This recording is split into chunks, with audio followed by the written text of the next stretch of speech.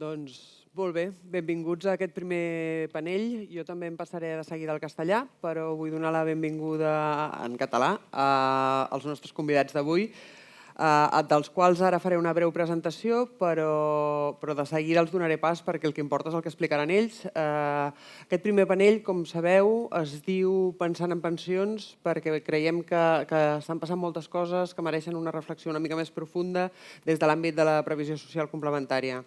Sense més dilació, us els presento. El primer que vull presentar és el Carlos Bravo, que és el nostre secretari confederal de Seguretat Social i Previsió Social Complementària, que ens farà una mica la visió des del sindicat sobre tot el que s'està treballant i sobre tot el que s'ha treballat, perquè aquest any tenim un acord de pensions que mereix bastant de comentari i mereix una mica de reflexió entorn a com s'ha de traslladar a l'opinió pública tot el que s'ha treballat. Tenim just al seu costat l'Ignacio Zubiri, que és doctor en Ciències Econòmiques per la UPB, EU i per Princeton. És catedràtic d'aquestes universitats al Departament d'Economia Aplicada i també és un gran coneixedor del sistema de previsió social complementària del País Basc i ens donarà molts elements per reflexionar de la seva experiència. Amb ells, i per parlar ja més del canvi normatiu i del nou reglament de pensions d'ocupació, tenim la Fran Gómez Jover, que és subdirectora general d'Organització d'Estudis i Previsió Social Complementària de la Direcció General d'Assegurances, creo que no m'he dejado nada en este cargo, que ens parlarà d'un tema que, vaja, més d'actualitat i més noticiós no pot ser, com és el nou reglament que s'està treballant i que tenim moltes ganes de saber quines novetats ens aporta. I al seu costat el Xavier Barea, que és director de l'Observatori dels Sistemes Europeus de Previsió Social Complementària, que ens podrà donar una perspectiva més àmplia de què s'està fent, què està funcionant, què no està funcionant, què podem aprendre i què podem aportar. Y sin más dilación, empezamos ya el panel. El panel va a funcionar del siguiente modo. Vamos a comenzar con una breve exposición de cada uno de los ponentes. Seguidamente habrá preguntas concretas dirigidas a cada uno de ellos. Por último, plantearemos un poco de debate y si llegamos a tiempo, igual también habrá alguna pregunta del público. Posteriormente cerraremos y nos dirigiremos a hacer un coffee break porque seguro que querréis comentar todo lo que se ha dicho. Y sin darle más vueltas ni más preámbulos, Carlos, te cedo la palabra. Muy bien, pues nada, buenos días, muchas gracias, Mar, y bueno, pues como siempre un placer estar aquí en la CONC en esta jornada. Bueno, yo voy a hacer una intervención breve, tiempo, 10 minutos o menos, 5. Hemos dicho 5, pero... 5, bien, no, es que no soy consciente de los tiempos, con lo cual, lo que me digáis. Y hago una panorámica, si queréis, en 5 minutos para situar. El ámbito de la previsión social complementaria tiene muchos elementos de agitación que todavía tienen que acreditar que se corresponden con elementos objetivos que nos permitan verdaderamente avanzar en esto.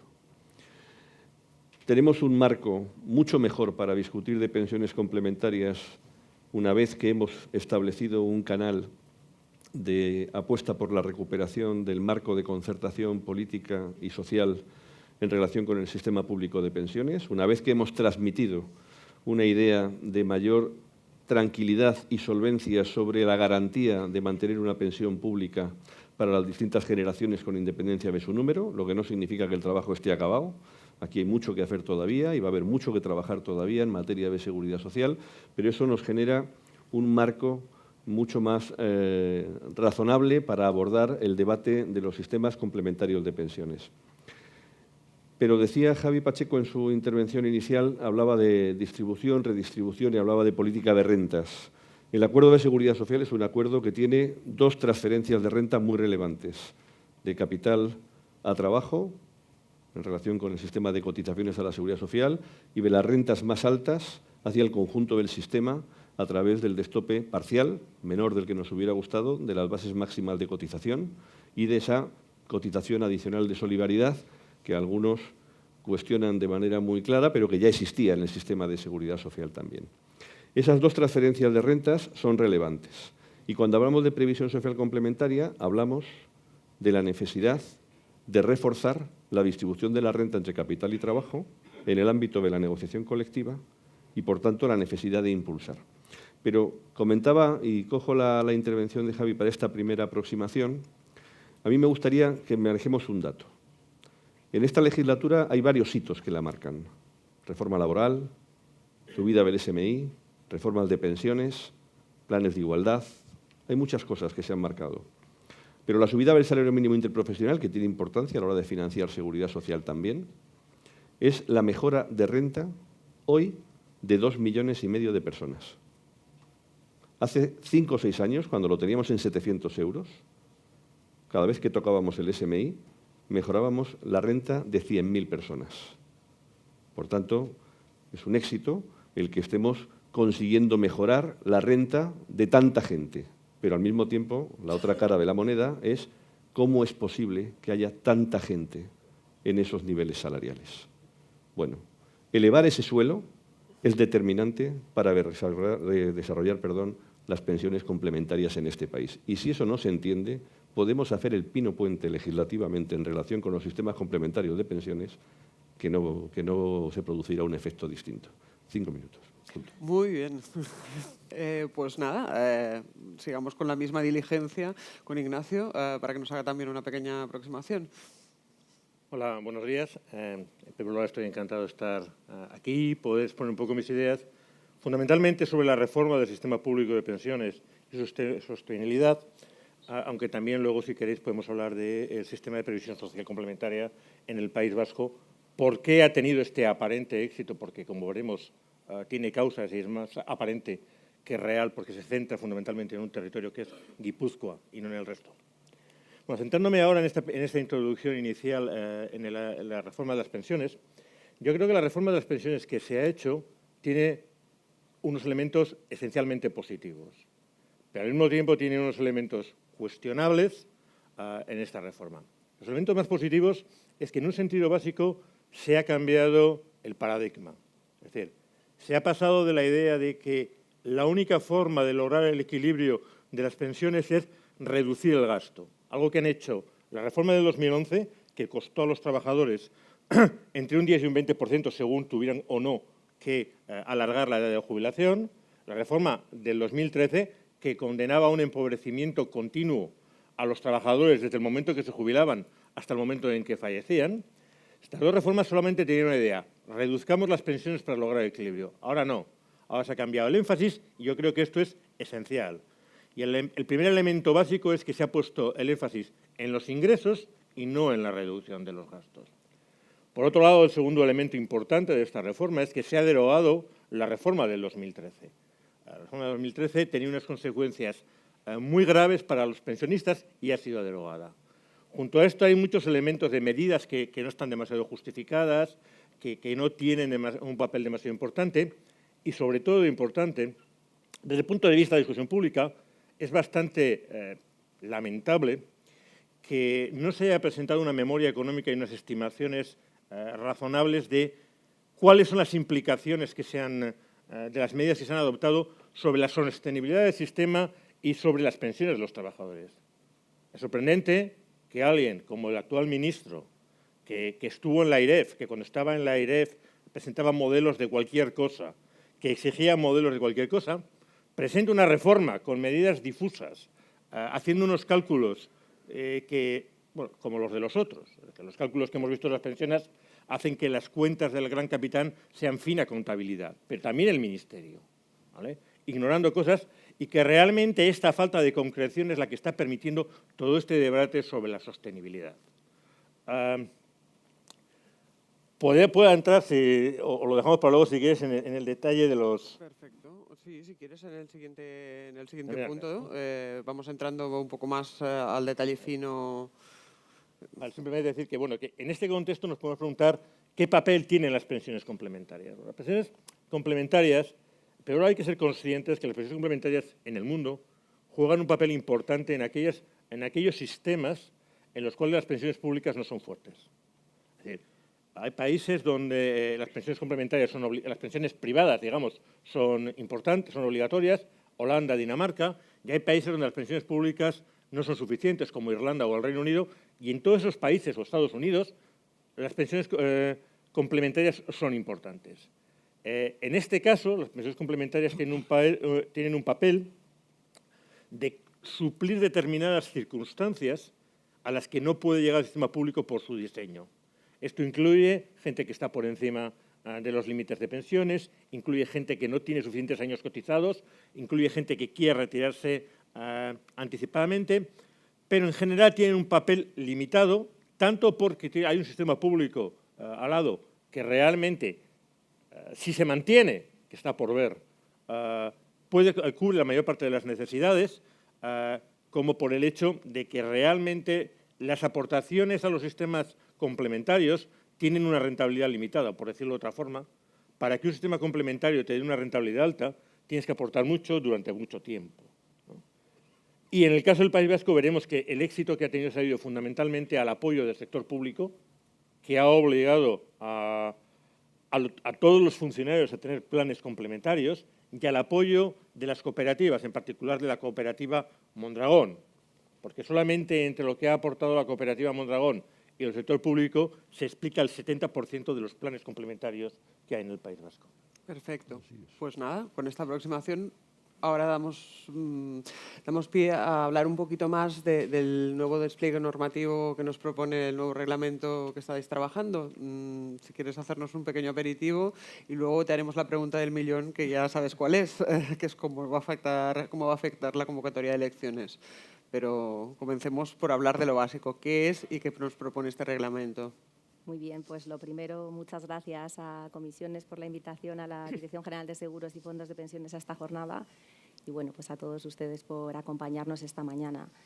Llevamos ya más de 2 años trabajando el Ministerio de Asuntos Económicos y Transformación Digital junto con el Ministerio de Inclusión, Seguridad Social y Migraciones en esta modificación de la normativa en su conjunto de la regulación de las pensiones complementarias.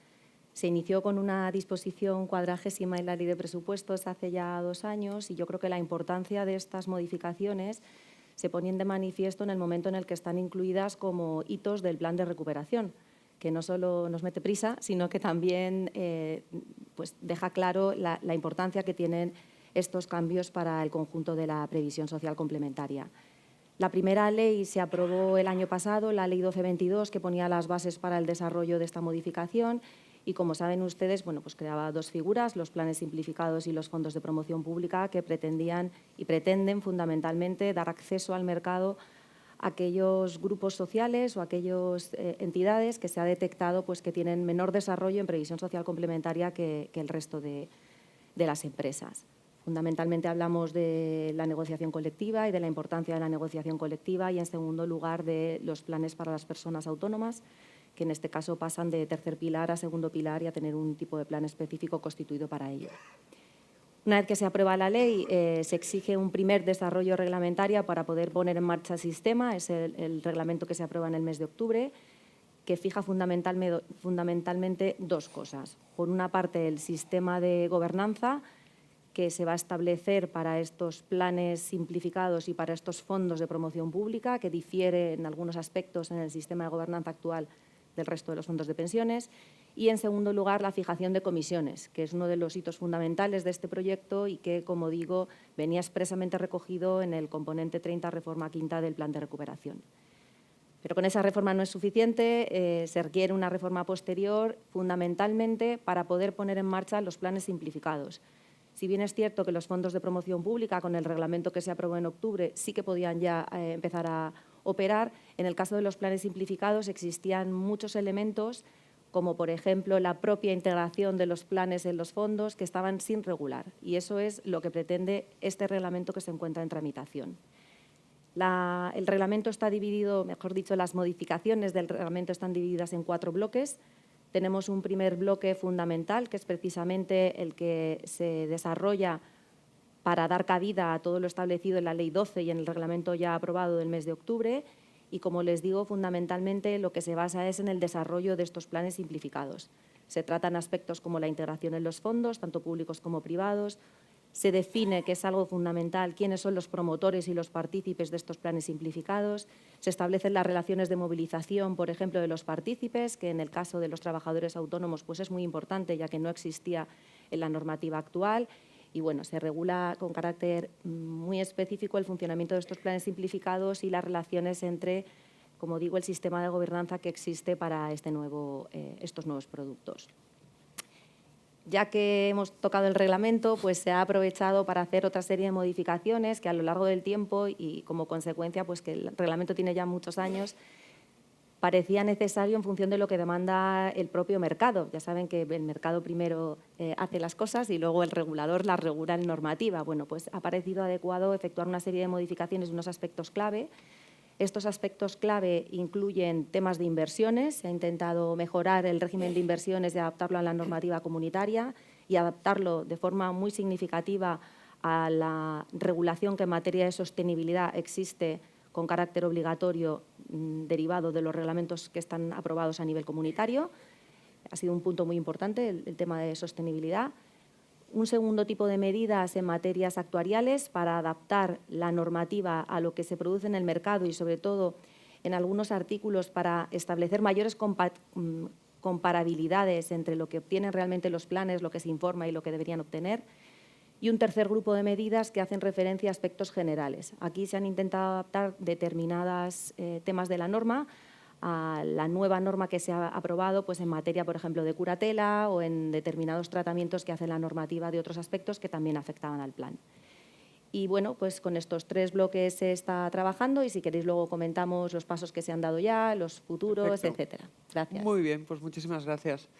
Por último, voy a dar la palabra a Xavier Barea, a quien le vamos a pedir la difícil misión de hacer un poco de mirada a la bola de cristal y ver hacia dónde, que nos adelante un poco hacia dónde cree que vamos y un poco qué observan desde su propio trabajo en torno a lo que se está haciendo en el resto de sistemas.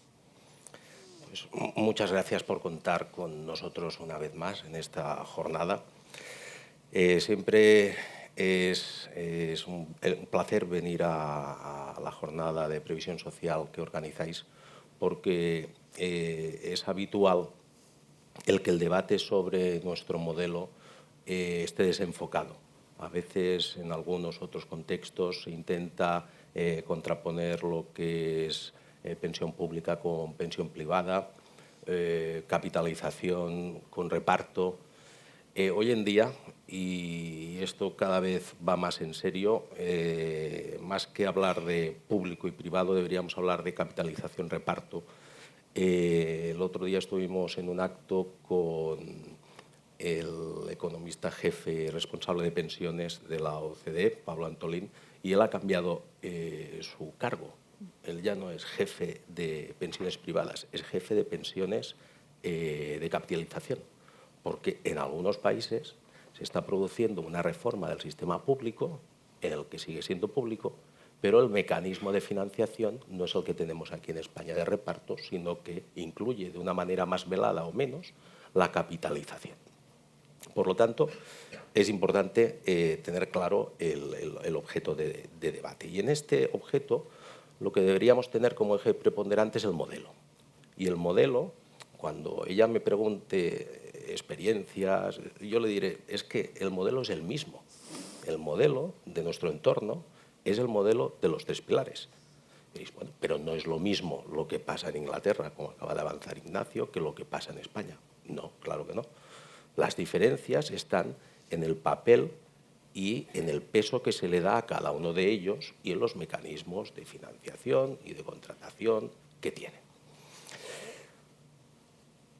Cuando hablamos del modelo, hemos de ampliar el foco y, por lo tanto, no solo fijarnos en nuestro primer pilar, en la pensión pública, ¿vale? Y eso a veces es difícil porque surgen argumentos a favor y en contra y ambos no son ciertos. Es decir, ni es necesario desarrollar la previsión social complementaria porque el primer pilar está en crisis, de la misma manera que tampoco es verdad que el desarrollo de la previsión social complementaria tenga que ser forzosamente un ataque al primer pilar. Es por tanto, imprescindible el hacer consciente a la población de que el modelo del que nos hemos dotado es un modelo que tiene 3 piezas y que aunque una primer pilar, la pensión pública, es el eje vertebrador de todo el sistema y ha de ser robusto y potente y lo más amplio posible, los otros dos existen y están reconocidos legalmente. Y por lo tanto, aquí no estamos inventando nada. Aquí lo que estamos intentando hacer es normalizar la utilización de unos instrumentos que en su conjunto forman un modelo, el modelo que tenemos nosotros adaptado.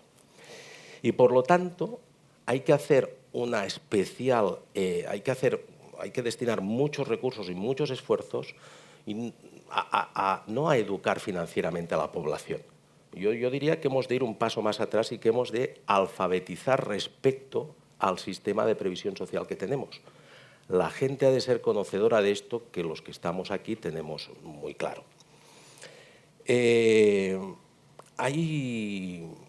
Y es importante, llegamos tarde ya, por supuesto, pero pensar que todo lo que tiene que ver con el futuro, el ser humano tarda mucho en asimilarlo. En economía del comportamiento hay uno de los sesgos, es decir, estos mecanismos mentales que tenemos que no siempre nos hacen elegir lo más conveniente, ¿vale?, sino lo más fácil, pues hay uno que es el sesgo de edad.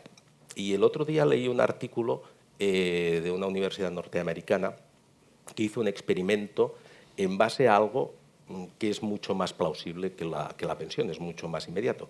Pusieron el experimento de vender unos pisos que tenían el lavabo adaptado para cuando no tienes problemas de movilidad. Bueno, pues dentro del experimento, las personas de entre 50 y 60 años lo veían negativo. Cómo iban a tener una barra para apoyarse cuando tuvieran que ir al inodoro. Entre los 60 y los 70 años era efecto neutro, no se decantaban por un piso con estas. Y era a partir de los 70 años cuando ya valoraban positivamente el hecho de que estuviera adecuado esa estancia de la vivienda. Por lo tanto, nos cuesta mucho como seres humanos el ponernos en la posición de nuestro yo futuro. Y eso es un problema grande cuando hablamos de un tema como el que estamos aquí debatiendo. Respecto a la previsión social propiamente, pues tenemos dos pilares y el hegemónico, el que va a tener el alcance mayor, en el que hemos de poner todos los esfuerzos, es en el desarrollo del segundo pilar, en el basado en la empresa, naturalmente. Y esto no es un invento de ahora. Es decir, los historiadores sitúan el origen de la previsión social mucho antes de lo que cualquiera de nosotros nos imaginamos y yo imaginaba, ¿vale?, ya en el Imperio Romano. Y este origen de la previsión social estaba basado en el entorno del trabajo, ¿vale? Allí se desarrollaron los colegios romanos, que actuaban más o menos como los gremios medievales, donde por profesiones, ¿no?, se aseguraban entre todos las rentas de viudedad cuando moría el cabeza de familia, y dado que si no habían hijos que pudieran trabajar y las mujeres no podían, ¿vale? Por lo tanto, estos primeros regímenes eran contributivos porque se agrupaban por gremios, por lo tanto tenían un mismo nivel social y de reparto, ¿vale? Y ese origen es el que desde entonces hasta ahora viene. Por lo tanto, hablar de previsión social en el ámbito de la empresa es algo que se ha de hacer y que no es un invento, que viene de muy lejos. Para acabar y cumplir con lo pactado, es que tenía el riesgo, digo, voy a hablar el último, me lo habrán dicho todo y voy a ver... No, hombre, no. Entonces, respecto al momento actual, 3 ideas que ya se han dicho, pero valoración. Creo que la reforma tiene 3 puntos fuertes. La primera, que retoma el consenso del Pacto de Toledo. La segunda, el ámbito, que abarca los 3 pilares, no se ha focalizado solo en el primero, en reforma de la pensión pública. Y la manera en que aborda la reforma, que ya se ha dicho, pero hay que recalcar, que no solo lo hace incidiendo en el gasto, en el control del gasto, sino que también incrementa las fuentes de ingresos. Y por último, y haciendo referencia al lema de la jornada, pensando en pensiones, yo creo que hay muchos, pero yo resaltaría 2 puntos en los que deberíamos pensar. Primero en el propio modelo, ¿vale? Vamos a pensar en el modelo como un todo, con 3 pilares, y si hablamos de previsión social, vamos a pensar si es coherente el que se adopten a las mismas normas el segundo y el tercer pilar, o si, por lo contrario, deberían tener normativas diferenciadas. Y la segunda cuestión donde creo que se debería pensar es en los instrumentos que al final canalizan este ahorro previsional del segundo y el tercer pilar, en el sentido de los objetivos que se persiguen con esos instrumentos se consiguen con la manera en la que ahora mismo están legislados y definidos. Es normal que para un ahorro previsional a los 10 años ya podamos hacer rescate de parte de las aportaciones. Bueno, ahí lo dejo. Pues muy bien, muchísimas gracias por esta primera aportación de todos vosotros, porque creo que ha centrado muy bien el terreno de juego. Y vamos a comenzar con algunas preguntas a Carlos, algunas que hemos pensado que son interesantes de tratar, porque ya se ha apuntado aquí la importancia de trasladar todas estas ideas a los propios agentes implicados, pero también al conjunto de la sociedad. ¿Cuáles son, por ejemplo, las ideas del nuevo acuerdo de pensiones que crees tú, Carlos, que habría que trabajar? Nosotros, por ejemplo, y aquí lo explico desde lo que hacemos en la Secretaría de Comunicación, hemos trabajado en comunicar que son pensiones sostenibles, que abordan la brecha de género, que se actualizan sobre el IPC, que vienen con aval europeo. Pero ¿cuáles crees tú que son las ideas clave que, por distintas razones, deberíamos intentar trasladar a la opinión pública?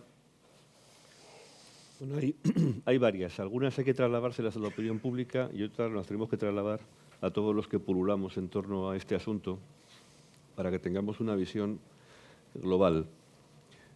El elemento más importante de esta reforma es que, frente al mensaje de la reforma del 2013, en exclusiva de la reforma del 2013, de vamos a dedicar el mismo esfuerzo para pagar las pensiones de un 50% más de pensionistas. Este es el mensaje central de la reforma del año 2013. Voy a dedicar 12-13 euros de cada 100 que produce este país a pagar pensiones, aunque haya 16 millones de pensionistas en lugar de 10. La reforma, el mensaje que da ahora es: tenemos que mantener un sistema de pensiones como el que hoy tenemos para una población que va a ser un 50% más amplia. Y, por tanto, no se puede ajustar el gasto, sino que hay que reforzar la estructura de ingresos, porque podemos hacerlo y porque es lo más justo en un sistema de reparto el mantener un esfuerzo creciente, se estabilizará y luego descenderá. Este es el primer mensaje. Esta reforma ha sido posible porque ha habido 2 hitos fundamentales. Uno, la reforma del 2011, y otro, las movilizaciones del 2017 y 2018. Es decir, en un país en situación de rescate se produce una reforma ciertamente defensiva, como fue la del año 2011, que lo que hace es ajustar el crecimiento del gasto sobre el refuerzo de la contributividad. Luego viene el 2013, donde se nos impone la reforma que se quiso imponer en el 2011 y el acuerdo de concertación lo impidió. Y eso tuvo la respuesta que tuvo, hasta el punto de que en el 18 el propio Partido Popular la inaplicó. Y luego hemos podido derogarla en el 21, gracias a aquel proceso de movilizaciones. No tener en cuenta todo el itinerario del Pacto de Toledo, los 7 acuerdos que ha habido, y la única reforma no pactada, que es la del 2013, es perder la perspectiva del valor que tiene la concertación política y social. Claro, la concertación política y social tiene que funcionar en las buenas y en las malas, en las duras y en las maduras. Hay acuerdos de expansión de derechos, hay acuerdos de contención. Pero ese es el esquema en el que nos movemos y lo más importante es que hemos recuperado ese marco. Pero eso, si lo explicamos fuera, pues no todo el mundo te lo acompaña porque dice, bueno, van a recuperar el marco, pero ¿eso en qué se traduce? Se traduce en lo que he dicho.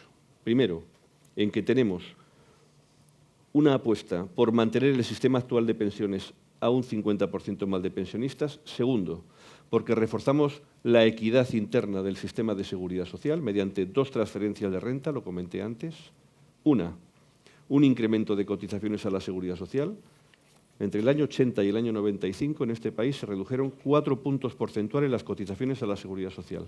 El 95% de esa reducción fue una reducción de cotizaciones empresariales. Esos 4 puntos de reducción de aquella época hoy supondrían en torno a 13.000 millones de euros adicionales de financiación al sistema. Hemos recuperado una parte de eso y lo hemos hecho mediante diferentes medidas que van a ser aportadas más desde las empresas que desde el ámbito de los propios trabajadores y trabajadoras, con una transferencia de renta evidente entre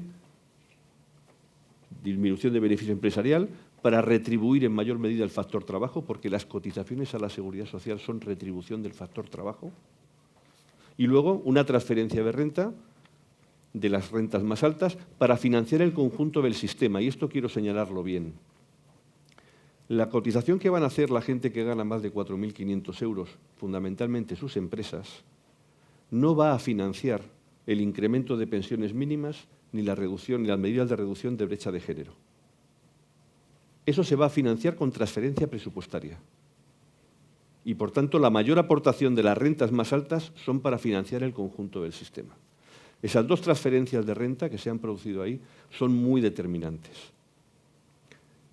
El actuar por el lado del gasto mediante el mejor incentivo al retraso voluntario de la edad de jubilación, como hicimos en el 21. El conseguir avanzar, que no llegar, en el 25 nos queda un itinerario importante, en la cotización por ingresos reales en el mundo del trabajo autónomo. Y el avanzar, que no completar, la mejora de la aportación de los salarios más elevados, pasando de los 54.000 euros actuales a 75.000 euros de hoy, en el año 2050, que es lo que vamos a hacer con las bases máximas de cotización y la cotización adicional de solidaridad, lo que hace es prepararnos mejor para afrontar el sistema de futuro. Y este acuerdo tiene otro elemento adicional, y es un mecanismo de control y seguimiento en donde nos hemos comprometido a actuar si la previsión de gasto supera determinados umbrales, que no significa que no los pueda superar. Los va a superar, de hecho, aunque las previsiones del Gobierno, que se publicarán en breve, porque las tienen que enviar a Europa, las proyecciones nos van a decir que no se va a superar el 15% de gasto en pensiones del PIB en ningún momento de aquí al 2050. Bueno, estupendo, yo creo que sí, yo creo que lo va a superar y creo que no pasa nada porque lo supere, pero lo que hemos acordado es que no lo supere en promedio de aquí al 2050 y en promedio puede que no lo supere, pero que vamos a ir al ver 16 y 17 en los años centrales del siglo, me parece lo más normal del mundo. Pero hemos acordado que si eso ocurre, seguiremos actuando en el marco de la concertación. Y que si no somos capaces de ponernos de acuerdo, la forma de actuación será un incremento de ingresos a través del mecanismo de equidad intergeneracional, a través de cotizaciones adicionales. Por tanto, las piezas, los elementos que tenemos que trasladar son de confianza, especialmente, y con esto termino, aunque luego intentaré intervenir también porque tengo alguna cosa que decir sobre el reglamento de planes de pensiones y los objetivos fundamentales, pero no quiero ocuparlo ahora.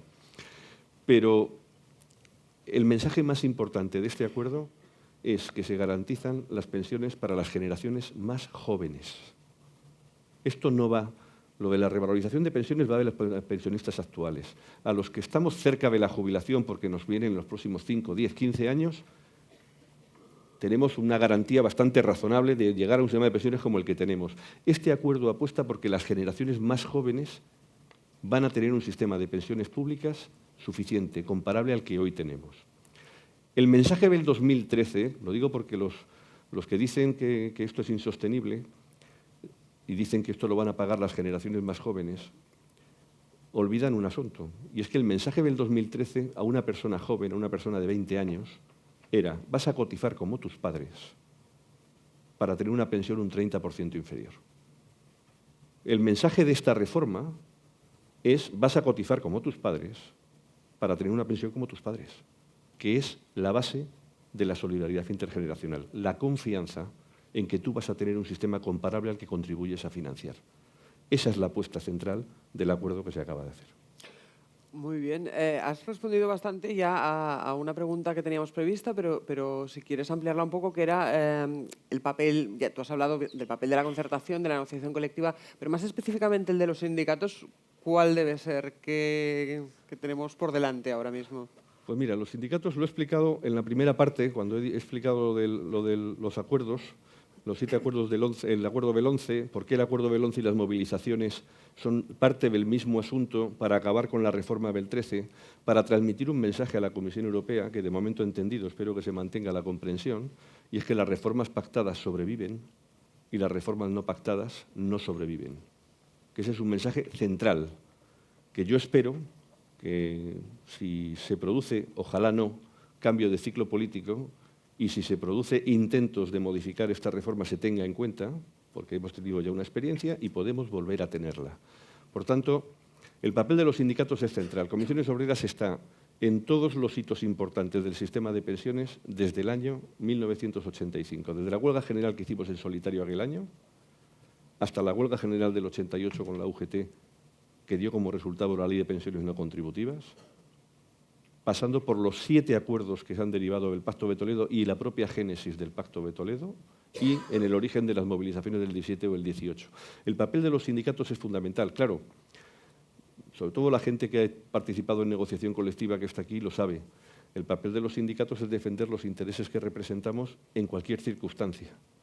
Cuando negociamos un convenio colectivo en una empresa en situación boyante y cuando lo negociamos en una empresa en situación de crisis y negociamos un expediente de regulación de empleo y cuando negociamos el sistema de seguridad social en momentos de bonanza económica o en momentos de rescate de un país, como ha ocurrido en alguna ocasión anterior. Pero si tú estás en el cogobierno a través de la concertación social, tú influyes y determinas. Cuando no estás, vienen reformas como la del 2013. Por eso es tan importante reconducir el marco. Y también estamos en el desarrollo de los sistemas complementarios de pensiones. Y en el desarrollo de los sistemas complementarios de pensiones hay un par de hitos que me gustaría señalar de lo que estamos discutiendo ahora. Yo no voy a dar por hecho nada, eso que lo cuente Fran, que es la responsable de la Administración en este asunto. Yo hasta que no vea el texto en el BOE no doy por hecho nada. Pero este reglamento de planes y fondos de pensiones tiene que dejar claro que la ampliación de derechos que se acordó en la ley el año pasado, ampliando el principio de no discriminación a un mes de permanencia en la empresa, tiene que ir acompañado de que tiene que haber contribución empresarial a partir de ese momento. Porque si no, ¿qué es eso del principio de no discriminación? Tengo derecho a acceder a un plan, pero al que no me va a poner derecho la empresa. No, no. La empresa tiene que poner dinero, lo tendré que poner yo también si así lo he pactado en negociación colectiva, pero el principio de no discriminación tiene que reforzar. Porque en este momento, en este mundo, y aquí hay muchos profesionales del sector que lo saben bien, hay una cierta tendencia de que se promuevan planes de pensiones de empleo para que los trabajadores hagan ahí sus aportaciones en lugar del tercer pilar. No, este no es el negocio. El sistema de empleo es un sistema para instrumentar contribuciones empresariales, por tanto, retribución del factor trabajo a través de un sistema de previsión social complementaria que se tiene que plantear y se tiene que hacer. Y eso se tiene que abordar en negociación colectiva, pero eso es esencial, porque el hito más importante no es la Ley de Planes y Fondos de Pensiones modificada el año pasado con la Ley 1222. Ese hito, yo tengo una opinión, ya saben que no soy muy devoto de la cofradía de los planes simplificados, Fondo de Promoción Pública, que no me molestan, pero creo que tenemos herramientas para poder hacerlo por otra vía. Ese hito viene acompañado de 2 leyes de presupuestos que por primera vez diferencian los incentivos al segundo y al tercer pilar y apuestan por el segundo pilar, que es el que puede generalizar la previsión social complementaria. Y no me resistiré, porque todavía andamos dándole vueltas a eso, a decir que las herramientas en manos de las comisiones de control de los planes y fondos de pensiones hay que potenciarlas, hay que abaratarlas y hay que hacerlas más accesibles y de mejor calidad. Y estoy hablando de la revisión financiero-actuarial, donde hay que intentar que la gente pague menos, y se puede hacer, y que sean instrumentos útiles para trabajadores y trabajadoras para controlar a todos los intervinientes que hay. Y esto, como ha sido un debate muy vivo, que yo espero que se resuelva bien en el reglamento, pero hasta que no lo vea en el BOE no lo daré por hecho, no puedo dejar de decirlo. Bueno, pues como vamos ya justos de tiempo, vamos a darle la palabra a Ignacio, porque justamente de instrumentos de gobernanza nos va a poder explicar muchas cosas a la luz de su experiencia y te agradecemos todo esto. ¿Cuál es tu opinión sobre el nuevo acuerdo? Y me gustaría que nos dibujaras, a la luz de lo que ha contado Carlos, un poco cuál es, hasta qué nivel se puede extrapolar la experiencia vasca a lo que nos viene ahora.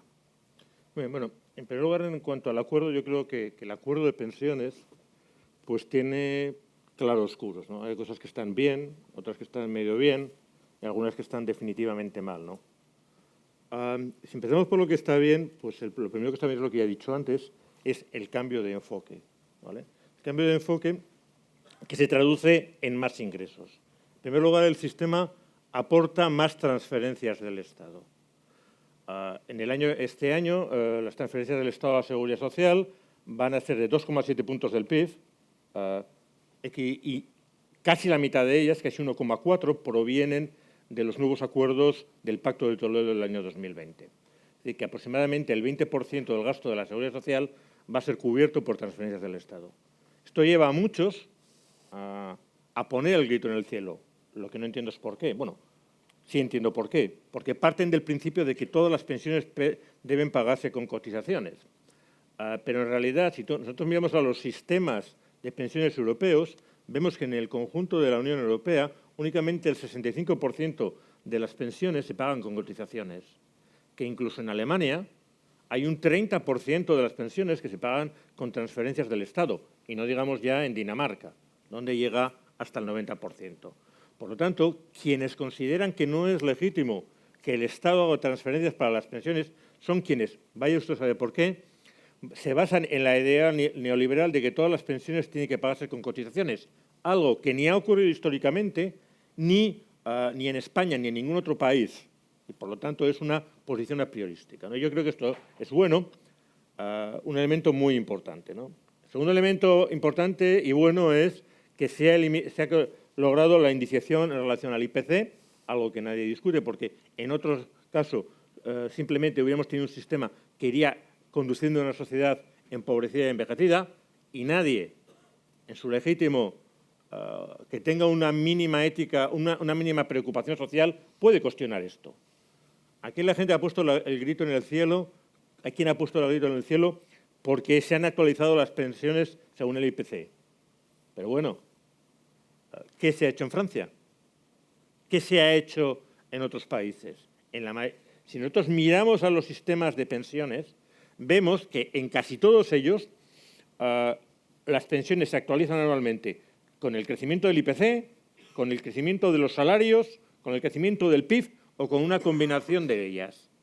La excepción es lo que tenía España, este genial sistema que obligaba a que aumentaras el 0,25 y que se defendía con gran desfachatez por la ministra diciendo no es que las pensiones aumentan siempre un 0,25%, claro, salvo que los precios aumenten más, ¿no? Entonces, realmente eliminar este sistema del índice de revalorización que había sido establecido pues, por quienes tenían intereses en que fuera así, es una cosa que debería ser irreversible. Que lo vaya a hacer, no pondría la mano en el fuego. Porque ten en cuenta una cosa, dice, bueno, los salarios aumentan menos que el IPC, revaloricemos con los salarios. Claro, aumentan menos este año. Pero este año es que los salarios reales, los salarios en teoría en el largo plazo van a subir por el IPC porque los salarios reales van a aumentar. Entonces no me vengas con que este año los salarios han crecido el 4 y el IPC el no sé qué para decir no, es que no se puede mantener. En el largo plazo es perfectamente sostenible un crecimiento según el IPC, ¿no? Obviamente otro elemento positivo es la subida de las pensiones mínimas, también el incremento de las bases máximas, a mí me parecen que son otro elemento positivo, y el establecimiento de un límite al gasto. Se ha establecido un límite al gasto que te dice que si las pensiones pasan por encima del 13,3% más los incrementos adicionales de ingresos, si los incrementos adicionales de ingresos son el 1,7, estamos en el 15%, pero habrá que ver qué se considera incrementos adicionales de ingresos, porque no son solamente los ingresos por cotizaciones. Si consideramos como incrementos adicionales de ingresos las transferencias, a lo mejor podemos permitirnos más del 15%, ¿vale? Pues el 13,3% más los incrementos de ingresos, creo que es razonable poner un límite a partir del cual haya que empezar a pensar qué hacemos, ¿no? Más allá de esto, ¿qué tiene el acuerdo? En primer lugar, tiene otras cosas que son más o menos cuestionables, ¿no? La primera cosa es la dotación del fondo de reserva. El fondo de reserva se dota con una nueva cotización que no se tiene en cuenta en las pensiones, es decir, este 0,6% inicialmente que luego se convierte en 1,2% se aporta al fondo de reserva, pero no se tiene en cuenta luego en las pensiones de los cotizantes, ¿vale? ¿Cuál es el problema de esto? El problema es que el fondo de reserva que se va a crear es de una magnitud muy pequeña. Es decir, que en el momento en que se empiece a utilizar este fondo, va a tener acumulado en torno a y siendo optimistas, a un 4% del PIB, es decir, menos de un trimestre de pensiones. Y luego, pues tampoco va a aumentar mucho. Es decir, a esto no se le puede llamar una recuperación del fondo de reserva. Realmente yo hubiera preferido que se dotara el fondo de reserva adecuadamente, no solamente con cotizaciones, quizá con algunos impuestos y quizá con otros ingresos del Estado, que es posible dotarlo. Es posible dotar adecuadamente el fondo de reserva. Luego tenemos elementos también bastante usos. El elemento de no penalizar la jubilación anticipada o los instrumentos que se han puesto para, en teoría, favorecer el retraso de la edad de jubilación. A ver, nos gustará o no, pero el aumento de la esperanza de vida, la gente que cada vez vive más, cada vez vive más a los 65 años. Es decir, si alguien cobraba antes una pensión durante 20 años, luego la va a cobrar entre 25. Entonces, hay que intentar acercar lo más posible la edad de jubilación a la edad real, a la edad legal, la edad real a la edad legal. La reforma de la penalización de la jubilación anticipada no tiene sentido porque lo deja igual. Y el mecanismo que se ha introducido para intentar estimular el retraso de la jubilación, pues no tiene ni pies ni cabeza. ¿Por qué? Por muchas causas. Pues en primer lugar, porque favorece a los que ya se iban a jubilar, en todo caso, retrasadamente, que no son precisamente los trabajadores, no son precisamente los que tienen los trabajos más duros y los salarios más bajos. El que en todo caso iba a seguir trabajando, mira, ya le acaban de regalar un bonus. En segundo lugar, que vaya a incentivar a mucha gente a jubilarse, pues estamos en lo mismo. Puede que injuve a quien tiene determinados tipos de trabajos, pero no a la mayoría de los trabajadores, ¿no? El Ministerio, con un optimismo encomiable, piensa que va a incentivar al 60% de la gente a jubilarse más tarde, lo cual no se lo creen ni ellos. Y estima que esto va a reducir el coste de las pensiones en 1,7 puntos del PIB. O lo que es lo mismo, en el año 2050 lo va a reducir en un 10%. Eso no lo cree tampoco ni ellos. Y por si fuera poco, en sus cuentas estas, que también son muy precisas, se olvida del pequeño detalle de que cuando tú retrasas la edad de jubilación, pero a la gente le das un 4% más de pensión o un pago, en realidad lo único que estás haciendo es pasar gastos del presente al futuro. Porque si yo por cada año que tú no cobres la pensión te lo aumento 4% el resto de tu vida y vas a vivir 23 años, pues mira, pues casi lo he comido por lo servido. Porque te voy a aumentar el 4% durante 23 años a cambio de que te retrases hoy. Es decir, estoy trasladando cosas del presente al futuro. El ahorro neto global en el largo plazo es casi cero, ¿no? Entonces, realmente si queremos estimular en determinadas condiciones de igualdad que la gente se retrase en la jubilación, tenemos que hacer una reforma esencial de la jubilación activa de una forma que sea conveniente para el trabajador, pero que también ahorre a la administración costes de pensiones futuras. Lo que se ha hecho no tiene demasiado sentido. La cotización de los trabajadores, de los autónomos, yo creo que los trabajadores autónomos en España, tanto su fiscalidad como sus condiciones deben protegerse. No puede... A ver, un trabajador autónomo, si tú le quieres tratar igual que un asalariado y le quieres que pague el 30% de su salario en cotizaciones y que luego de lo que le queda pague un IRPF, pues realmente es muy complicado desarrollarse como autónomo. En todo caso, habrá que ver si realmente al final es socialmente y económicamente aceptable que dentro de unos años los trabajadores autónomos paguen por sus ingresos reales, pero si esto es así, tampoco van a ser grandes ingresos para el sistema. ¿Por qué? Porque es verdad que en el corto plazo se van a aumentar los ingresos, pero en el largo plazo van a aumentar las pensiones de esos trabajadores autónomos, cosa que, por otro lado, tampoco tiene en cuenta el Ministerio en sus cuentas, ¿vale? Y yo creo que habría que hacer otro tipo de cambios con los trabajadores autónomos. Tampoco se entiende muy bien para qué se ha hecho este cambio de la base reguladora. Realmente es revolver lo mismo para que quede casi igual, ¿no? Es más esto. Y en general la reforma yo creo que tiene mucho ruido y relativamente pocas nueces. La cuestión del $1.000.000 ¿es sostenible? Bueno, si miramos a la sostenibilidad, yo los análisis que he visto tienen que ver con el año 2050. Hablar del año 2050 es hablar como si se fuera Nostradamus, porque nadie sabe lo que va a ser. Yo miro lo que dicen, no voy a ser malo y no voy a mirar lo que predijeron hace unos años, tanto la Comisión Europea como la mayoría de instituciones, lo que predijeron que pasaría hoy hace 20 años. No lo voy a mirar porque no quiero ser malo, ¿no? Pero lo que digo es que a mí me gustaría saber cómo alguien puede llegar a la conclusión de que desde el año 2000, como hacen muchas de las instituciones que estiman estas cosas, que desde el año 2027 hasta el año 2042, cada año el crecimiento del PIB va a ser menor y que saben con gran certeza que el crecimiento del PIB pues, va a ser un 1,2 y luego bajando hasta el 0,9 desde el año 2030 hasta el año 2040. Porque, aunque en promedio se está suponiendo, tanto por la Comisión Europea como por otras instituciones, que el crecimiento medio del PIB es el 1,4%, el perfil es importante y hay que recordar que entre 1995 y el año 2020 el PIB en España creció un 1,9. Las estimaciones del año 2050 no son muy justificables. Además, evaluar una reforma del sistema de pensiones con lo que va a pasar en el año 2050 es como ir a evaluar la situación financiera de una persona el día que le vienen a cobrar todas las deudas. El sistema de pensiones no es algo que tenga que tener un equilibrio anual.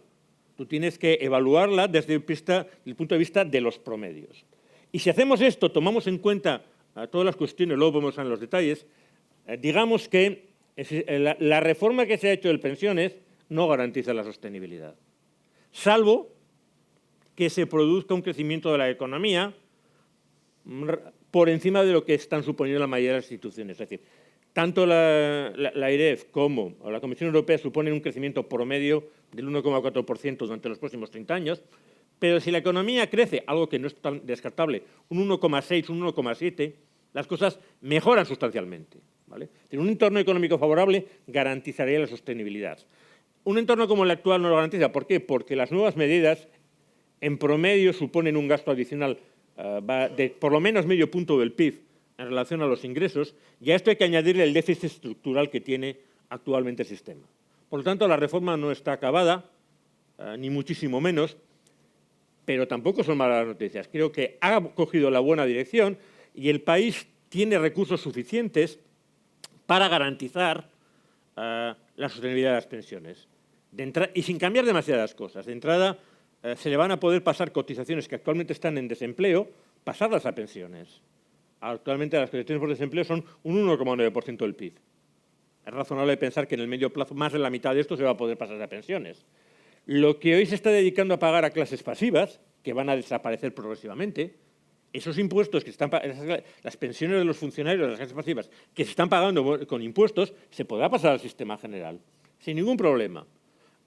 Luego hay posibilidades de subir las cotizaciones, y especialmente, y si es necesario y se garantiza adecuadamente el sistema de pensiones, la de los trabajadores, que son de los que menos pagan de Europa, pero también la de los empresarios. Los empresarios, hay quien analiza, el Banco de España analiza con grandes amenaza con grandes males bíblicos si se suben las cotizaciones sobre el empleo. No es verdad. La mayor parte de los estudios empíricos coinciden que en el largo plazo son los trabajadores quienes pagan las cotizaciones vía salarios más bajos. La única excepción puede ser, en el corto plazo, que sí sería soportado parcialmente por los empresarios, y las de los trabajadores con salarios más bajos. Pero al final de los finales, no creo que se pueda argumentar razonablemente que las cotizaciones los aumentos de cotizaciones creen mucho más desempleo. Y aparte que hay otros ingresos que se podrían poner en marcha. Bueno, mi conclusión es, el sistema actual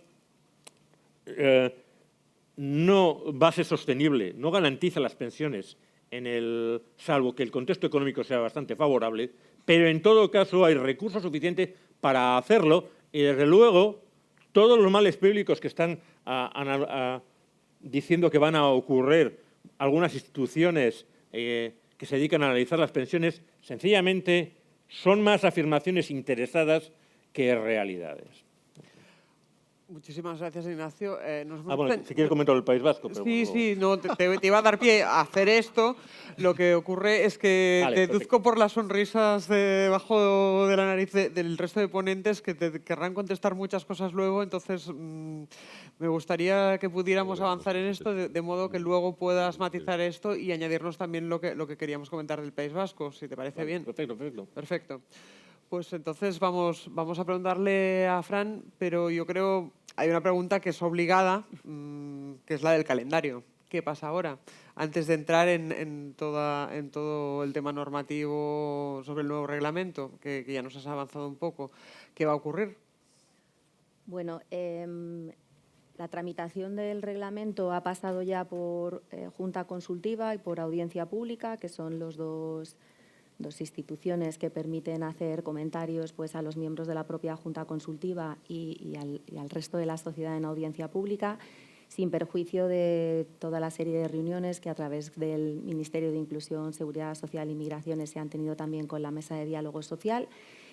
Y a partir de ahí, pues nosotros, la idea es continuar con las tramitaciones. Hasta el día 18 de julio se pueden aprobar textos reglamentarios y la idea es continuar con esta tramitación e intentar llegar al 18 de julio con un reglamento aprobado. Como digo, ya ha pasado por audiencia y por Junta Consultiva. A partir de ahora se inicia la tramitación en los distintos ministerios para informe y luego iría al trámite de Consejo de Estado y nuestra idea es continuar, la idea del Ministerio es continuar con la tramitación hasta, ya digo, el 18 de julio, que a ver si lo vemos en el BOE. Explícanos un poco cuál ha sido el proceso de gestación y, sobre todo, qué nuevas herramientas ofrece.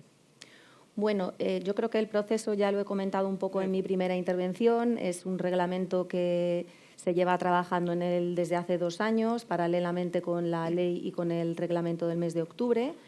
Y se ha trabajado de forma conjunta con el Ministerio de Inclusión y yo creo que han participado los agentes sociales en todas las fases, unas con mayor acuerdo y otras con menos, pero ha seguido todos los procedimientos de garantía de la tramitación de una norma como esta.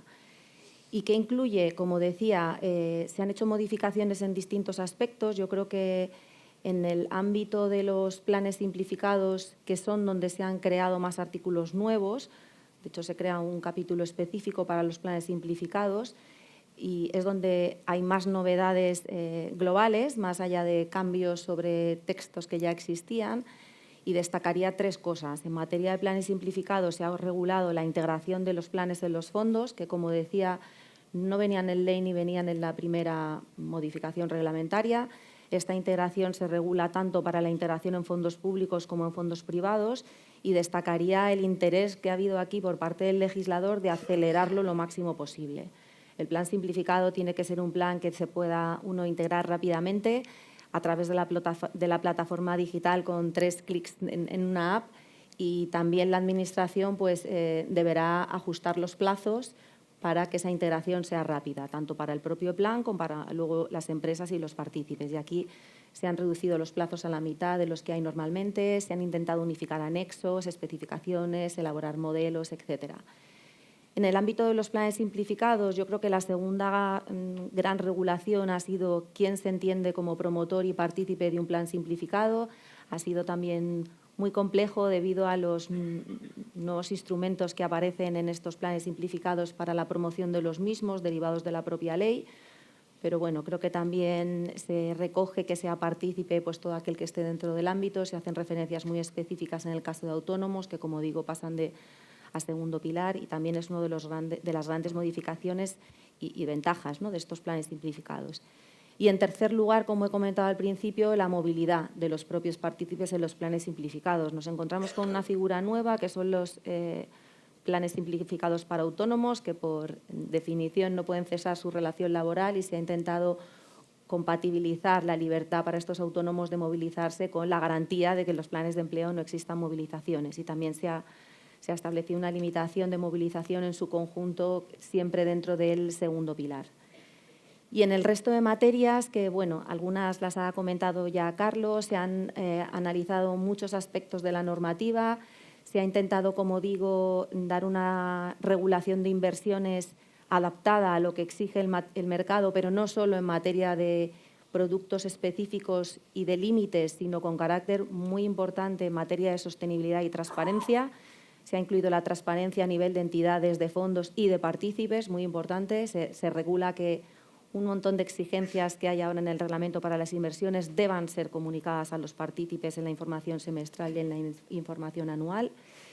Y en materia de aspectos generales, pues como decía Carlos, se han incluido también referencias específicas al principio de no discriminación y de la obligatoriedad de la realización de aportaciones para los partícipes de los planes de pensiones de empleo, en el caso del artículo 25 de la norma. Se han intentado regular las comisiones que cobran las entidades gestoras y las entidades depositarias y se ha establecido un régimen específico que yo creo que al principio no se ha entendido muy bien, pero espero que ahora ya sí, que lo que hace es restringir los gastos que pueden cobrar las entidades gestoras, que solo pueden cobrar la comisión de gestión, y establecer una serie de gastos muy específicos y tasados que podrán cobrarse aparte de esa comisión de gestión, precisamente para aclarar que son específicos y tasados y que la retribución de la entidad gestora será la que se deriva de la propia comisión de gestión fijada. Y yo creo que esos serían los aspectos más importantes que se regulan en materia de reglamento y bueno, pues todos los comentarios que queráis hacer después o el público, encantada de comentarlos con vosotros. Perfecto, pues muchísimas gracias. Xavier, te toca terminar también a ti.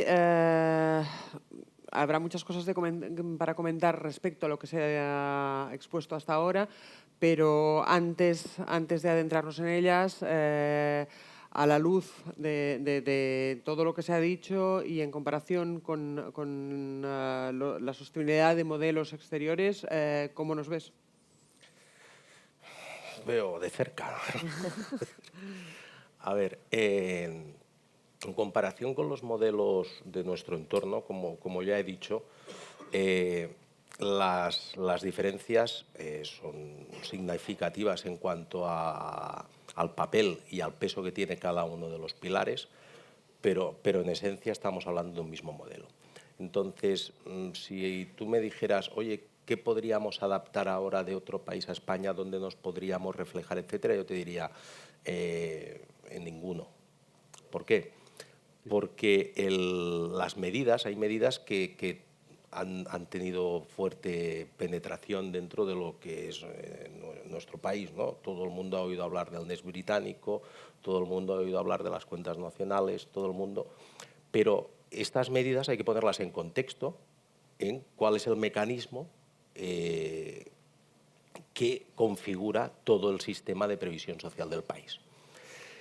Desde el observatorio llevamos años analizando estos sistemas, pero diríamos que el punto álgido de este análisis se va a producir la semana que viene, el 5, 6 y 7 de junio. Organizamos la primera edición del Seminario Europeo sobre Pensiones Complementarias y aquí contaremos con la participación de 18 expertos de 11 universidades correspondientes a 8 países europeos, y durante el tiempo previo hasta la realización, una de las cosas que más nos está costando es en tener un lenguaje común.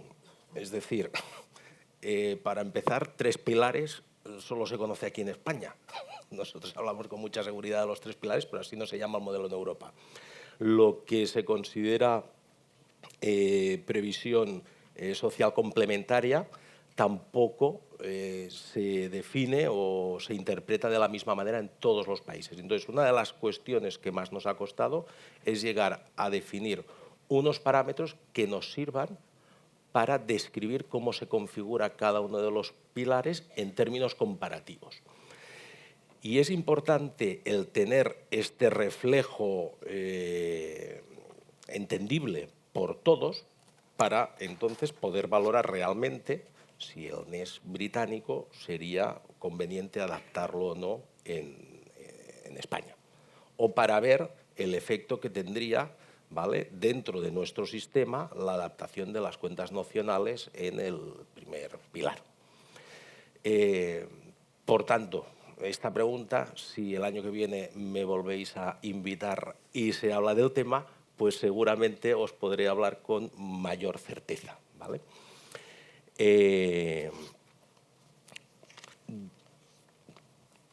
Por lo tanto, no te he respondido, pero he sido muy honesto.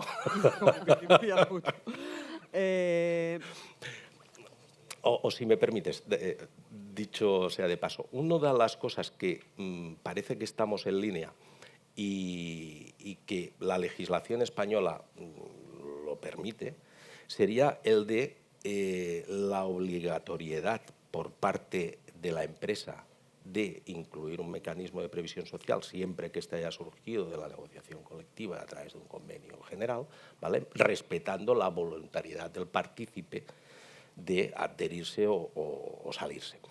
Esto sería una de las cuestiones que podría favorecer el desarrollo de la previsión social en nuestro país y que podría reflejarse más o menos en la reforma que hemos tenido en Reino Unido, ¿no? Pero, dicho esto ahora y a priori, el año que viene igual me desdigo de la afirmación, ¿eh? Bueno, pues entonces, con todo lo que hemos aportado, empecemos ya a debatir, porque yo os iba viendo las caras mientras hablabais los unos y los otros y tenía la sensación de que os estabais hablando encima, ¿no? Entonces, a partir de vuestros análisis, ¿creéis que estamos aprovechando al máximo todos los mecanismos para desarrollar este segundo pilar del que hablamos en esta jornada? Bueno, ¿empiezo yo? Sí, por supuesto. No, creo que no. Creo, sinceramente, creo que el Gobierno de coalición, el Ministerio de Inclusión, Seguridad Social y Migraciones, en materia de previsión social complementaria, ha sido un agitador, que no está mal, que no está mal. Pero creo que podríamos haber hecho un debate mucho más profundo sobre los sistemas complementarios de pensiones y los mecanismos de incentivación de los sistemas del segundo pilar. La ley no se acordó, no solo por responsabilidad del Ministerio, hay que ser justos también. Había algunos protagonistas que tenían poco interés en meterse en ese debate. Yo creo que es un error, pero ocurrió, no se acordó. Y la ley, en principio, yo he hecho antes referencia a las dos leyes de presupuestos que tocaron el sistema de incentivos. Y lo tocaron de manera correcta, pero creo que podíamos ir más allá. Creo que podíamos discutir de si los incentivos a los sistemas complementarios de pensiones tienen que estar en base imponible en la declaración de la renta o en cuota, si verdaderamente queremos extenderlo, porque tienen un componente también de cierta regresividad, es decir, se concentra en los mayores salarios, donde la tasa de sustitución de las pensiones públicas es más baja y donde el hecho de que sean reducibles en base imponible pues tienen mayor impacto. Es verdad que no creo que llevarlo a cuota vaya a modificar, porque aquí la clave de arco es quién pone el dinero. Y, por tanto, ese es un elemento determinante. Pero creo que ese es un debate que incluso se podría combinar en materia fiscal. Creo que la contrapartida de eso podría ser haber discutido también de la fiscalidad de las prestaciones. Es decir, sabéis que son rendimientos del trabajo en todos los casos y que procedan de aportaciones o procedan de rendimiento de las inversiones. Creo que es un debate que en ese marco deberíamos haber tenido y que es un debate en profundidad que debería haber redefinido esto de otra manera. Y luego, creo que el debate sobre, lo ha dicho Xavi Barea ahora mismo, el debate sobre yo creo que el NES británico es producto del sistema británico. Es que no son comparables los sistemas de protección de cada país y no son migrables. No es tan fácil ir de un lado a otro.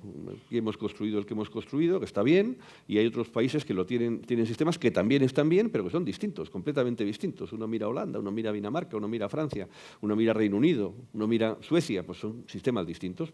Todos ellos cumplen la función de manera distinta, unos mejor que otras. Por ejemplo, el británico no la cumplía bien, por eso aparece el NEST y el auto-enrollment, porque no la cumplía bien, porque había pobreza en la vejez generalizada y había que buscar soluciones y la buscaron por la vía de extender la capitalización. La Constitución española establece claramente la voluntariedad. En mi opinión, la voluntariedad que establece la Constitución española es para los partícipes. Y creo que es debatible el asunto de las empresas. Y sé que el Ministerio ha trabajado sobre esa idea y lo han rechazado y han interpretado con un soporte de asesoramiento constitucional muy relevante, que mejor no meterse en ese lío. Pues yo creo que ese es un lío que habrá que discutir en algún momento también. Y creo que esas son las claves de que verdaderamente se pueda generalizar el segundo pilar de protección social. Partiendo de que, efectivamente, como decía Ignacio hace un rato, no hemos terminado con el sistema de protección social en este país, ya no solamente de pensiones públicas, sino del conjunto del sistema. No hemos terminado. Seguiremos. Hemos reencauzado el rumbo. Lo hemos colocado donde tiene que estar. Hemos reforzado su estructura de ingresos, con unas proyecciones que, como él bien decía, pues no se van a cumplir ninguna. Yo siempre, antes lo comentaba con él, yo siempre digo que nosotros hemos trabajado con las mejores proyecciones posibles, las que hace el Gobierno de España y han tenido el aval de la Comisión Europea. Son las mejores. Si la pregunta es, ¿se van a cumplir? No, seguro. Pero estas son las mejores, ¿eh? Las de los que dicen de la insostenibilidad no son mejores que estas. Es más, como tienen sesgo, pues pasa lo que pasa en algunas de ellas. Si me apuras, para mí las que menos sesgo tienen son las de la AIREF, que no es que las comparta, porque creo que a la AIREF le ha faltado decir una cosa que debería haber dicho, pero puedo entenderla, ¿no? La AIREF nos ha dicho que las proyecciones que estamos haciendo coinciden en lo que tiene que ver con los ingresos, compra incluso las que tienen que ver con los gastos, pero dice que falta un 1,1%. La lógica de la reforma de seguridad social, ¿qué ha sido? La reforma del 13 pretendía reducir 3,5 puntos del PIB en gasto en pensiones. Usted tiene que colocarme una reforma que ponga 3,5 puntos del PIB. Y nosotros pues hemos hecho algo que pone 3,5 puntos del PIB con esas proyecciones que se han manejado. ¿Qué dice la AIREF? Me falta 1,1. Y entonces tú dices, no le falta. Son las transferencias presupuestarias pactadas en el 21. Y la AIREF que dice, no, pero yo esas no las tengo en cuenta porque yo miro el presupuesto global del Estado. Y, por tanto, lo que estoy haciendo es sacando de aquí para poner aquí. Bueno, hasta ahí le puedo acompañar. Lo que no me gusta del informe de la AIREF es que la conclusión es, claro, es que hemos decidido sacarlo de aquí para ponerlo aquí y el 1,1 de ingresos adicionales que usted está buscando tienen que venir por medidas de política fiscal. Y eso es lo que usted tiene que señalar. Si usted ha considerado eliminar esa parte del déficit colocando esa pieza por la vía de esa separación de fuentes de financiación, el Estado, igual que ha generado ingresos adicionales a través de las cotizaciones, los tiene que generar con medidas fiscales. La AIREF debería haber dicho, me faltan las medidas fiscales. Y eso no lo ha querido decir. Y eso es lo que es reprochable del informe de la AIREF por utilizar lo que son elementos oficiales. De aquí al futuro, pues cuando veamos que las proyecciones no se cumplen, a veces no se cumplen en sentido contrario.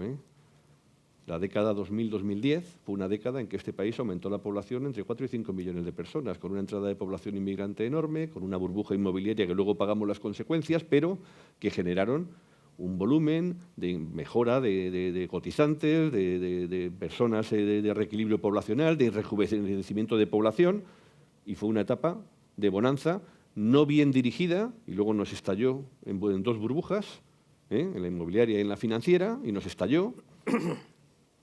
Luego nadie podía prever la doble crisis, o mejor dicho, alguna de las crisis de 2008-13 se podían haber previsto y algunos la predijeron, pero desde luego no nos preparamos para ellas. Nadie podía prever la pandemia, la guerra en Europa. Es decir, siempre hay muchas cosas que te van a obligar a tener que revisar y hacer cosas. Bueno, lo que hemos establecido son los canales para poder hacerlo. Y, por tanto, el debate en materia de seguridad social y el debate en materia de pensiones complementarias continuará. Y conviene que tengamos el objetivo claro, mantener el sistema de seguridad social para las generaciones futuras, las más numerosas y las menos numerosas, pero un sistema comparable para todas ellas, y desarrollar y generalizar los sistemas complementarios de pensiones a través del segundo pilar, a través del sistema de empleo. Y esos son dos elementos en los que tendremos que seguir trabajando, sin duda, en los próximos años. ¿Qué elementos hay que tocar? Pues hay que tocar muchos. Planteaba Ignacio algunos muy sugerentes. ¿Qué va a pasar con la financiación del Estado? No solo por clases pasivas. Hay un debate, hay muchos partidarios de que lo que hay que hacer es financiar seguridad social en mayor medida con impuestos. Yo tengo ciertas cautelas con ese asunto, pero no me opongo. Es más, si hace falta, ¿por qué no? Se podrán plantear impuestos finalistas. Esto hubiera querido la COE ahora, en lugar de subida de cotizaciones sociales. Pero claro, es que los impuestos finalistas pasa lo que ha pasado en Francia, donde Macron, hace 2 años, reduce cotizaciones empresariales, por tanto, inyecta en las cuentas de resultados de las empresas 29.000 millones de euros anuales, lo sustituye por impuestos sobre el consumo. En Francia hay impuestos finalistas para financiar seguridad social, pero lo sustituye parcialmente por impuestos sobre el consumo o sobre la renta, El impuesto sobre el consumo tiene regresividad, lo pagan en mayor medida la gente que dedica más parte de su renta a consumo, pero sobre la renta tienen mayor incidencia sobre el factor trabajo. ¿Os acordáis de las transferencias de renta de las que hablaba hace un rato, no?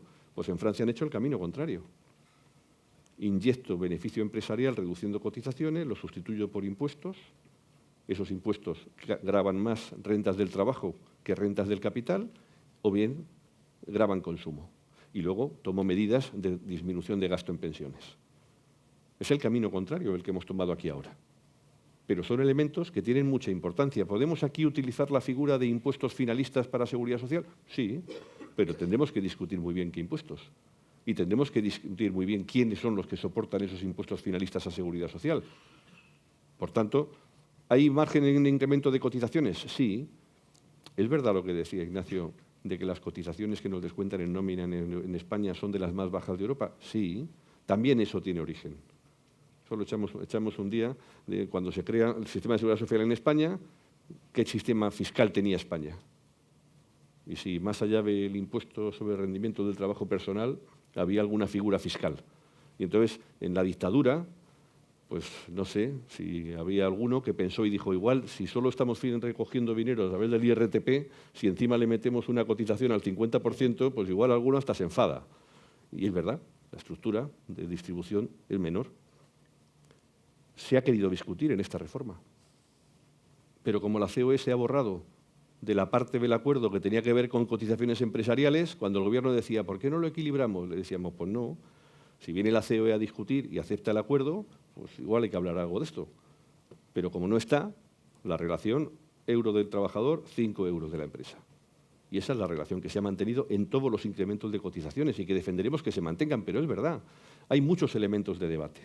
Pero la clave tiene que ser esa, garantizar el sistema de seguridad social, garantizarlo en los hitos de máxima exigencia que tenemos por delante, se puede hacer y nos tocará hacer revisiones, las prestaciones de viudedad requieren tratamiento, es decir, hay muchas cosas que abordar todavía y desarrollar sistemas complementarios de pensiones. Y ahí creo que hay algunas ideas, algunas las he esbozado, que se pueden discutir, pero nadie ha metido ese debate. El debate ha sido generar un instrumento nuevo, adicional a los que hay, y que, en mi opinión, no rompe nada, pero no aporta un valor añadido a lo que ya teníamos. Bueno, por alusiones vamos a pasar la palabra a Ignacio, pero os quería decir simplemente que ya estamos fuera de tiempo, como era previsible que sucediera, pero en cualquier caso no nos vamos a ahorrar, porque nos apetece mucho este pequeño debate antes de pasar a la pausa de café. Por favor, Ignacio. Yo quería decir 3 cosas, ¿no?, breves. La primera, estoy totalmente de acuerdo con Carlos de que realmente es preferible transferencias del Estado para cubrir el déficit de la seguridad social, como existe en muchos países, que un impuesto finalista. En segundo lugar, y aunque no venga mucho, aunque solo esté marginalmente, creo que se ha perdido una oportunidad histórica para hacer una reforma del sistema fiscal que fuera capaz de aportar estos recursos.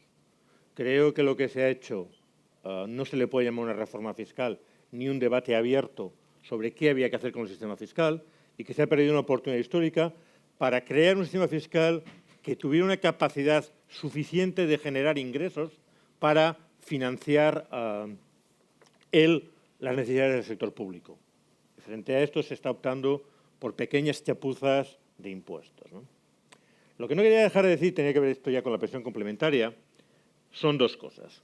Una, y la primera, no te me enfades, es que las cuentas nocionales son lo más parecido que yo he conocido al timo de la estampita, ¿vale? Las cuentas nocionales consiste simplemente en que a cada trabajador se le va apuntando en un papelito lo que cotiza y luego se decide que se le va a pagar un interés ficticio y lo que cobra la pensión es pues lo que aportó más ese interés ficticio que, por supuesto, se va ajustando para garantizar el equilibrio financiero.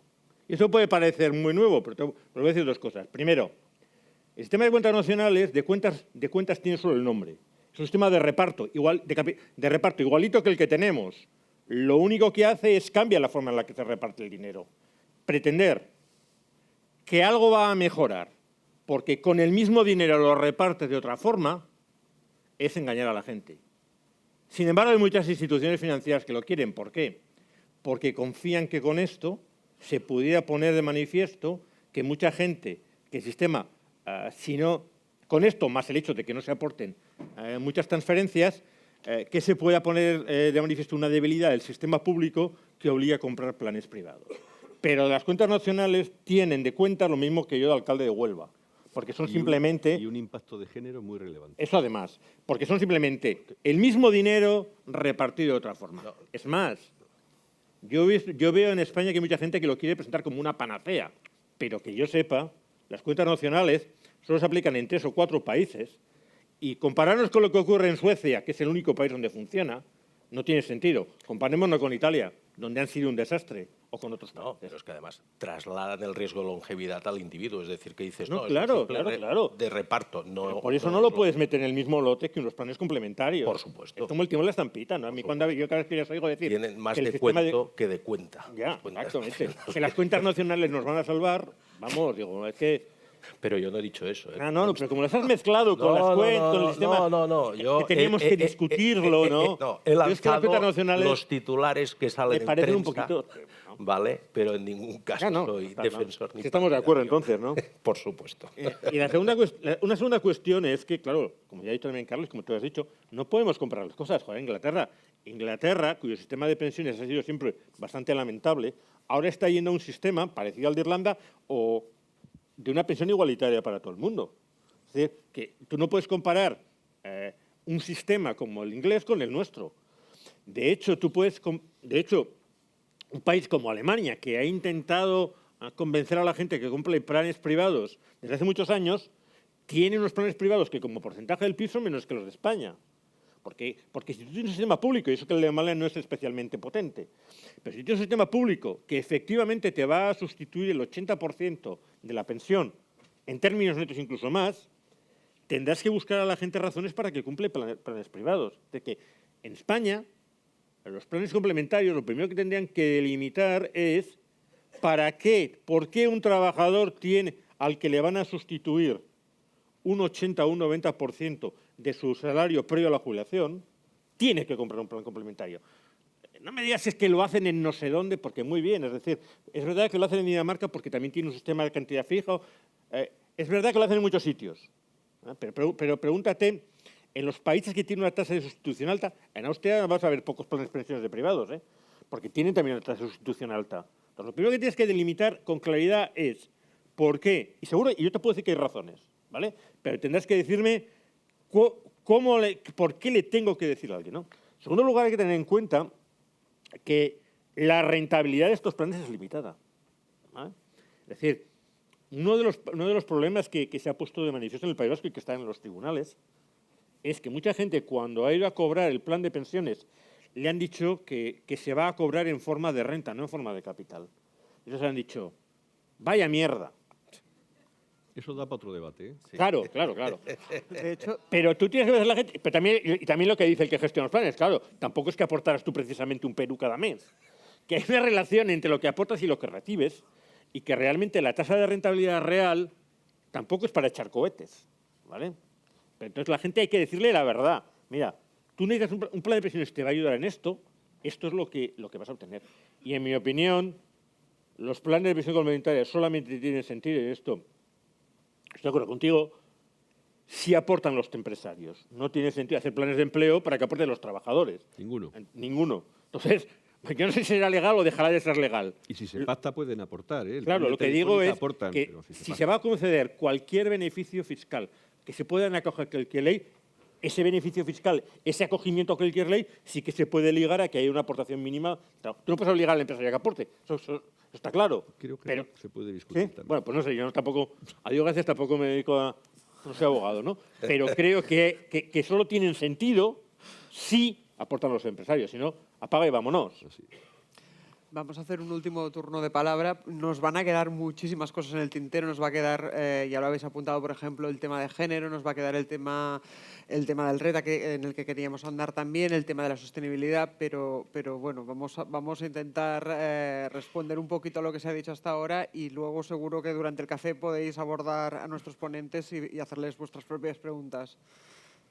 Bueno, yo en relación exclusivamente con la modificación de la normativa en materia de previsión social complementaria, Creo que esta modificación, la que se lleva trabajando ya tiempo, sí cumple con determinados objetivos y con dos fundamentalmente. El primero de ellos es que se centra, como se ha comentado aquí, y creo que es importante remarcarlo, en segundo pilar y en la negociación colectiva, y como tal viene de forma expresa señalado en el Plan de Recuperación, Transformación y Resiliencia. Luego creo que es un hito importante, desarrollo de segundo pilar, y, insisto, en la negociación colectiva. Y el segundo de los elementos que creo que también cumple esta reforma es precisamente la creación de estos planes simplificados, que más allá de ser un nuevo instrumento, como comentabas, Carlos, lo que son es un nuevo instrumento que da cabida a todos aquellos sectores que se ha detectado que no tienen previsión social complementaria. Yo siempre lo digo, le afectará menos a aquellos que ya han hecho los deberes, efectivamente, ya tienen planes, pero lo que se ha pretendido es integrar a todas aquellas empresas, fundamentalmente pymes, a todos aquellos autónomos, que ya lo he dicho varias veces, pero que pasan a previsión social complementaria de segundo pilar con las ventajas que eso tiene, y a entes locales pequeños. Luego, la creación de los planes simplificados es un nuevo instrumento, pero es un instrumento que pretende incluir y aglutinar a toda aquella parte de la sociedad que actualmente no tenía acceso a segundo pilar o no estaba desarrollado en segundo pilar. Por eso creo que es muy importante la modificación que hace la norma que está en tramitación de simplificar estos planes, que sean de fácil acceso para las empresas y para los trabajadores. Y creo que ahí está el esfuerzo que va a hacer tanto la Administración como las entidades en dar de alta estos instrumentos. Creo, como digo, que sí cumple con los objetivos de centrarse en la negociación colectiva y en darle acceso a todos aquellos que ahora mismo, por lo que sea, pues tienen un menor acceso a previsión social complementaria, independientemente de que luego pues, se hayan hecho otras modificaciones que también creo relevantes, pero que quizás son del propio funcionamiento de las instituciones, de los planes, los fondos y las entidades gestoras, más que de esta idea principal de extender la previsión social complementaria al resto de sectores y entidades. Muchas gracias. Si me permites un segundo, algo que Fran no va a decir, pero no está en desacuerdo con ello, ya lo digo yo. La diferencia entre el País Vasco, que no hemos hablado de PSVs, y el Estado, es que en el País Vasco, el Gobierno vasco ha apostado porque los empleados de administraciones locales y autonómicas tengan todos sistemas complementarios de pensiones. Y el Gobierno de España, no por culpa del Ministerio de Inclusión ni del Ministerio de Economía, el Gobierno de España nos recomienda de manera muy ostentosa que hagamos todos planes de pensiones de empleo, pero no está dispuesto a poner un duro para que los trabajadores públicos los tengan. Y esto es un problema fundamental y esto es un problema de raíz que hace perder credibilidad a muchas cosas.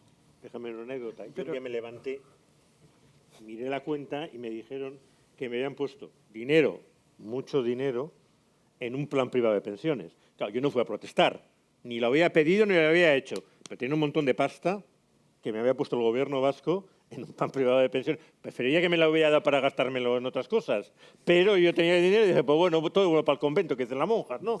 Y era bastante dinero, eso fue lo que hizo. Empezaron así, puso mucho dinero, no son 500 ni 1.000 euros lo que puso, a cada trabajador público. Muy bien, pues vamos a dar el último turno de palabra a Xavi y creo que vamos a seguir hablando bastante tiempo de esto. Bueno, yo por acabar diría que estamos en la buena línea. El actual gobierno, con su agenda reformista, parece que ha hincado el diente al tema del desarrollo del segundo pilar de una manera desacomplejada. Cualquier acción es susceptible de ser mejorable, pero también de ser peor. Y en este sentido, haciendo referencia al hecho de que, en el fondo, Ignacio ha caído un poco en la trampa en que todos caemos, que ¿por qué se ha desarrollado el segundo pilar si tenemos un primer pilar robusto? No, perdón, es que condición necesaria para desarrollar el segundo pilar es que el primero sea robusto, no ha de ser sustitutivo, ha de ser complementario, ¿vale? Por un lado. Y en segundo lado, es que hay que diversificar el riesgo. Esto los aquí presentes lo tenemos todos muy asimilado. Y entonces sí que hemos hablado de proyecciones económicas, macro, micro, etcétera, pero no hay que dejar de lado un tema que es que la evolución de la pirámide demográfica y de la longevidad tiene mucho que ver también con la sostenibilidad. Y no solo del primer pilar, sino que también tiene mucho que ver con el servicio y la utilidad que pueden tener los pilares complementarios. Y yo, para acabar, daré 3 datos respecto a estas predicciones que hemos realizado desde el observatorio y que son compatibles con otras que han hecho otros organismos en cuanto a cómo va a evolucionar esto de la longevidad, ¿vale? ¿Cuántas personas van a empezar a cobrar pensión? Bueno, pues con la probabilidad de llegar vivo a los 65 años. Del 90 al 2030, que son las predicciones, se ha incrementado, pues en el caso de los hombres, del 78% al 91%, y en el caso de las mujeres, del 90% al 95%. Aquí la brecha de género va a tener mucha importancia, porque hace poco que se han incorporado en el mercado laboral. Por lo tanto, este incremento del 5% inferior al de los hombres, pero va a tener... Ya se ve la llegada de la mujer a la jubilación, sí. Es un fenómeno, en los últimos 10 años se nota una barbaridad. En el número, hemos pasado de 1/3 de jubilaciones mujeres a más de un 40% ya, y en los años cotizados hemos pasado de 28 a 35 años cotizados, aún así 5 por debajo de los hombres. Sí. Luego, ¿cuánto tiempo vamos a tener que pagarlas? Claro, aquí teníamos una esperanza de vida en el 90, que es 6 años inferior a la que se pronostica para 2030. Y luego hay otro dato importante, que es al grueso de población, a cuánta gente, ¿vale? Durante más tiempo, más gente, pero y de esa gente, ¿cuál es el volumen que se mantiene? Bueno, pues aquí hay un indicador que es el de edad de preparación para la vida, que es cuántos años, el 75% nos fija un suelo de pensión acumulado, ¿vale?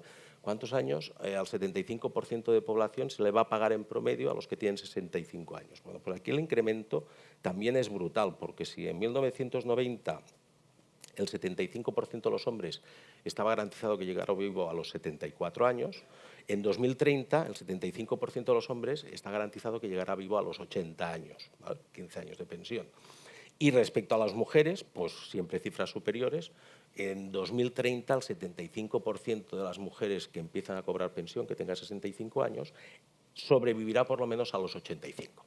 ¿Vale? Entonces es importante ver que esta tendencia demográfica va muy ligada a las pirámides, que las pirámides ahora estamos en el punto del baby boom y por lo tanto que tenemos un problema que yo siempre digo que es coyuntural, que no es estructural, porque al final los boomers desapareceremos, ¿vale? Y la pirámide ahora se está rectangularizando en lugar de pirámide invertida, pero que hay que tener en cuenta sobre todo en el sistema de reparto, pero no olvidar que esto también afecta a los sistemas complementarios, ¿vale? Porque al final, lo que acabábamos de decir, el sistema complementario se ha de ver útil y entonces esos derechos consolidados, ese ahorro que hayamos hecho ha de ser suficiente, ¿vale? Para que no nos dé risa y para ello hay que tener en cuenta el número de años en los cuales vamos a tener. Incorpora, Xavi, un elemento adicional, es cierto todo y además esa mayor esperanza de vida significa una proyección de personas en situación de dependencia mayor. Sí, sí, sí.